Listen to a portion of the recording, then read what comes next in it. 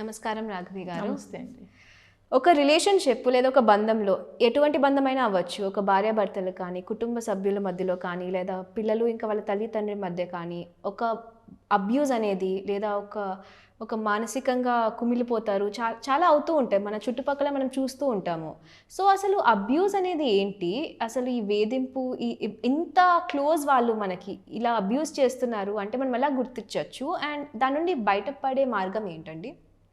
బేసికల్ అబ్యూస్ అని మనం మాట్లాడుకుంటే మీరు అన్నట్టు అన్ని రిలేషన్స్ వస్తాయి. ఒక మనిషికి అది ఎలాంటి రిలేషన్షిప్ అయినా అవనండి, లైక్ ఫాదర్ అండ్ మదర్ మధ్య అవ్వచ్చు, పిల్లలకిను పేరెంట్స్కి మధ్య అవ్వచ్చు, లేకపోతే విత్ ఇన్ ద ఫ్యామిలీ అంటే అమ్మమ్మలు నానమ్మలు వాళ్ళ నెక్స్ట్ జనరేషన్స్తో ఉన్నది అవ్వచ్చు, అత్తాకోడలు అవ్వచ్చు, లేకపోతే మామగారు కోడలు ఇలా అవ్వచ్చు, అల్లుళ్ళు అత్తగారులు ఇలా అవ్వచ్చు, ఫ్రెండ్స్ మధ్యలో అవ్వచ్చు.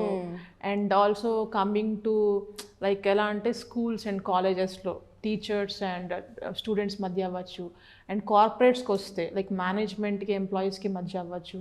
సో ఇది ఎక్కడ మనుషులు అనే వాళ్ళు ఉంటారో అక్కడ అబ్యూజ్ అనే కాన్సెప్ట్ వచ్చేస్తుంది.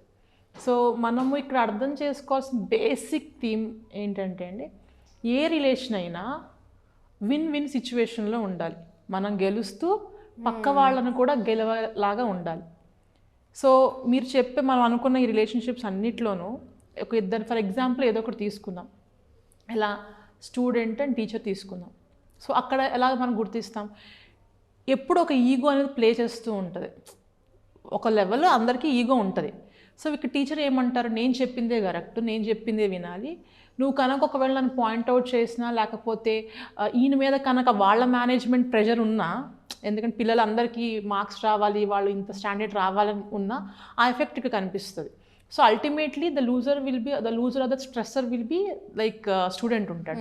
సో వాడి కనుక ఒకవేళ కొంతమంది పిల్లలు కామ్గా ఉంటారు, కొంతమంది తట్టుకోలేక సూసైడ్ చేసుకుంటారు, కొంతమంది వెళ్ళిపోతారు, ఇంకొంతమంది ఎక్కడో అక్కడక్కడ if they make out their voice raise చేస్తే ఒక ఈగో వస్తుంది. సో ఇక్కడ ఏమవుతుంది, అదొక అబ్యూజివ్ లాగా అవుతుంది.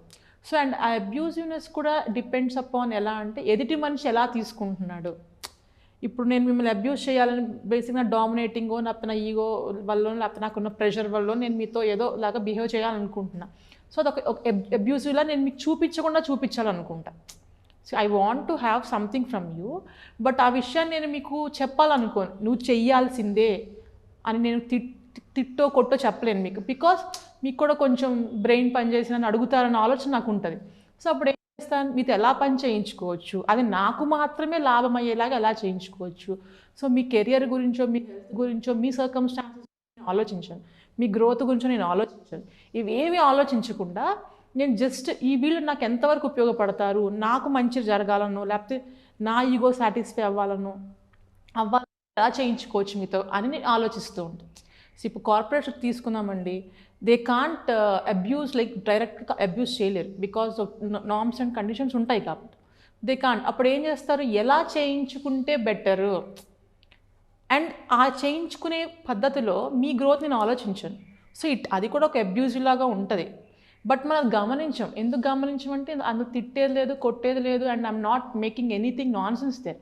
అండ్ అసలు మీకు అర్థం అవటే కొన్ని సంవత్సరాలు పడుతుంది, అల్టిమేట్లీ మీ గ్రోత్ ఉండదు అక్కడ. సో ఫైనల్గా నేనేం చెప్తాను, final are the straightforward definition ఏం చెప్తానంటే, విన్ విన్ సిచ్యువేషన్ లేకుండా ఒక్కళ్ళే విన్ అవ్వాలి అని పై చేయిలో ఉండాలి అని చెప్పి చేసి ఏ ప్రయత్నమైనా అది అబ్యూసివ్ కిందకే వస్తుంది.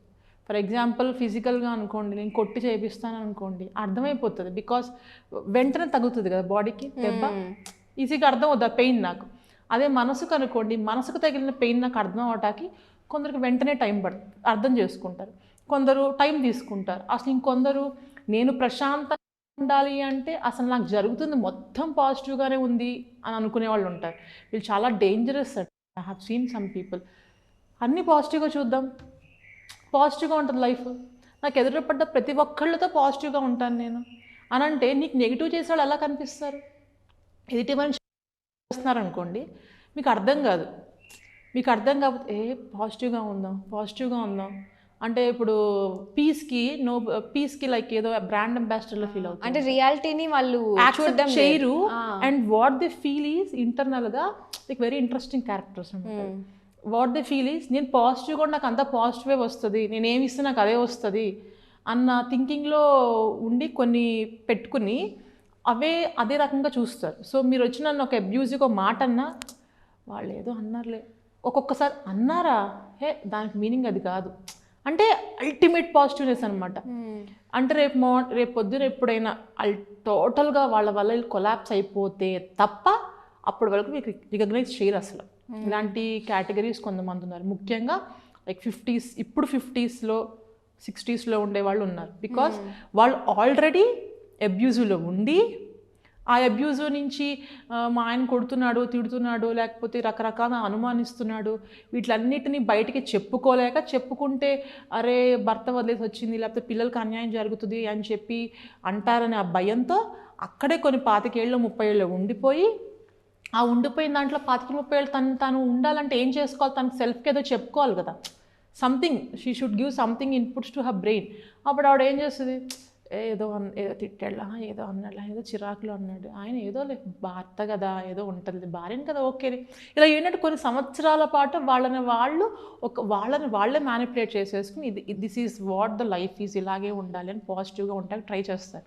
సో వాళ్ళకి ఒక 60 ఏళ్ళు వచ్చాక కూడా వాళ్ళ పిల్లలు లేకపోతే ఇంకెవరో వాళ్ళని స్టిల్ యూజ్ చేసుకుంటూ వాళ్ళు అబ్యూజివ్గా మాట్లాడుతున్నా అది అబ్యూజ్ అని తీసుకోరు. బికాజ్ హస్బెండ్ చేసిన దానికంటే ఇప్పుడు నెక్స్ట్ లెవెల్ ఎవరు చేయలేదు ఆవిడకి.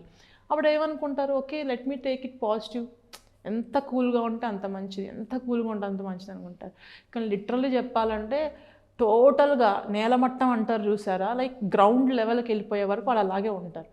సో ఉండి అప్పటికి అర్థం అవుతుంది, అవును కదా నేను బాగా అణచబడిపోయాను, బట్ వెనక్కి తిరిగి చూసుకుంటే ఏం లేదు. సో మనం ఎక్కడున్నాము అని తెలుసుకుంటే ఒక పెద్ద టాస్క్ అయిపోయింది.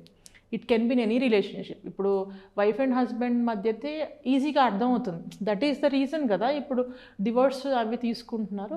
అండ్ డివోర్స్ తీసుకునే వాళ్ళల్లో సగం మంది ఇల్యూషన్స్ కూడా ఉంటాయి, నేను నిజంగా అణచబడుతున్నానేమో. అవునవును, వాళ్ళు ఎక్కువ ఓవర్ థింక్ చేస్తారు, ఎందుకంటే వాళ్ళ పేరెంట్స్కో వాళ్ళు విన్నదో ఇవన్నీ ఉంటాయి. సో ఇలా జరిగింది కదా నాకు, అంటే నా హస్బెండ్ నన్ను ఇప్పుడు అబ్యూస్ చేస్తున్నాడు, నా గ్రోత్కి ఆపేస్తున్నాడు, he's not correct to me, నేను ఆల్రెడీ చూసేసాను, మా మమ్మీనో మా పిన్నినో మా అత్తనో ఎవరినో చూసేసాను, సో అని చెప్పి అంటారు. ఇది ఏంటి అంటే మనల్ని మళ్ళీ లేని అబ్యూజివ్నెస్ని ఉందని అనుకుంటాం, ఇది డేంజరస్. సో వాస్తవంగా చూడటం ఈరోజు పెద్ద ఛాలెంజ్ అయిపోయింది. సో మనం ఈ రోజునండి మనకి న్యూస్లో కానీ ఎక్కడైనా చూసిన క్రైమ్ స్టోరీస్ అవనండి, లేకపోతే చాలా విచిత్రంగా బిహేవ్ చేసే కొన్ని ఫ్యామిలీస్ ఉంటాయి, చాలా విచిత్రంగా, అంటే ప్రపంచంలో ఇమడలేని వాళ్ళు కొంతమంది కొన్ని ఫ్యామిలీస్ ఉంటాయి. అవన్నీ ఏంటంటే ఎక్కడో ఒక చోట ఒక అబ్యూజివ్కి వెళ్ళిన సిచ్యువేషన్స్లోనే ఉంటాయి.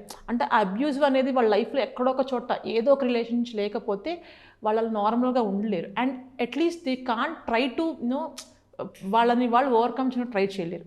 అండ్ మనకొకటి డాక్టర్ దగ్గరికి వెళ్ళి కన్సల్ట్ చేస్తే ఇదేదో పిచ్చి అనుకుంటారని ఒక మైండ్ సెట్లోకి వెళ్ళిపోయి they will not try to act for themself. So ఆ ప్రాబ్లం కూడా చాలా ఉంది. సో ప్రతి స్టేజ్లో ఇది అయితే ఖచ్చితంగా ఉందండి.